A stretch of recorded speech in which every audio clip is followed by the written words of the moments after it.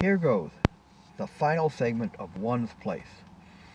The paper read engineer needed, experience in DB, MEPS, and MOST required.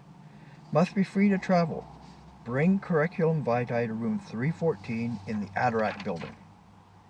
2 days had passed waiting for the given date to arrive.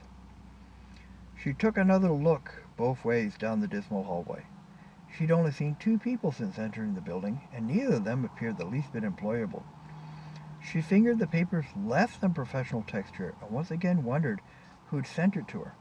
While a number of people have expressed their willingness to help her locate a new job, they would have been open about sharing this lead, wouldn't they? A tightening of her grip caused the paper's edge to crinkle. She once again considered leaving this place. If only her search had produced even one other viable nibble, one other place she could check out first. But the reputation she brought on herself had closed all those doors.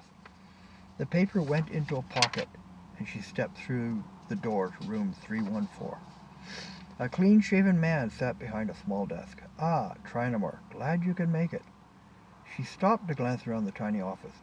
A hefty layer of dust covered everything but the desk and the chair between them.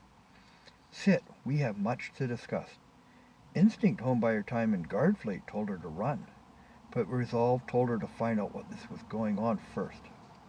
Confident in her ability to get out if things got ugly, she stepped in far enough for the door to close. "You have me at a disadvantage." "True, but I think you'll find it was worth it. Now sit." She looked at the chair, over her shoulder at the closed door, back at the chair, and decided to do as he had asked. "You are one remarkable lady." It had been a mistake to sit. What now? "It is too bad you have a tendency to counter each of your noteworthy achievements with an act of equally nefarious defiance." She was still free to leave. Alone, unemployed, yet again out of contact with family and home. She stiffened. "How do you know all that?" The man smiled. "I've had my eye on you ever since that little escapade with the lateral master on board the Waterston." "The Waterston? But that was—" A little over a year ago, and 6 months before Lieutenant Hanson bid you good luck in your future endeavors." A chill settled in her spine. "You have no right." "Quite the contrary. I earned the right the day you applied to join Garfleet." She couldn't turn down such an invitation. "How so?" "Let us just say that the lieutenant was not being entirely truthful when she said there is no place in Garfleet for mavericks." The chill spread. "How could you possibly know that?" His eyes narrowed. "There are many aspects to Garfleet, some very public and some very discreet. But they all have their place, and they all have their procedures."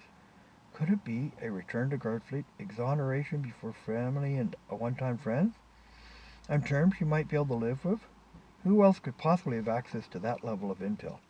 "Very well, I'll play along. What would anyone in Garfleet want with someone who chose to leave the moment her first tour of duty was over? There are many worlds that have not joined the Commonwealth, and many more we know too little about to make any kind of informed decision one way or another." "You have not answered my question." "The right kind of maverick can make for an excellent set of eyes and ears." "What?" "An audacity to keep pushing for what she considers most important. The ability to pull off records adjustments that was only discovered because the data referred directly to her, and the discoverer had made his search a matter of personal honor." Her breath caught. He did know everything, and the way he spoke. Only one conclusion made sense. "You want me to become a spy. And you want to find a place where you know you are making a difference for the good of the Commonwealth." She looked around the room once again, thought about the dismal hallway behind her, considered the neighborhood in which this building stood, focused her eyes back on the man. "And you expect me to just take your word for this?" "Quite the opposite. I expect you to use every trick you know to verify my story. Just remember the code words Skyguard and Fleetjack." That was a challenge she would take great pleasure in tackling. The one condition remained unanswered. "How long?" His gaze did not flinch.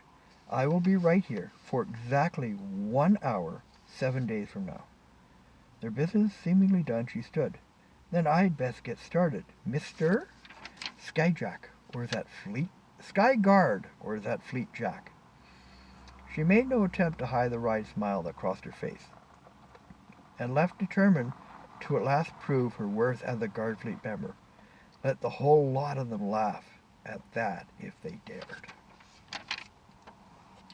And so, of course, these 4 videos plus a little intro, that is the story of One's Place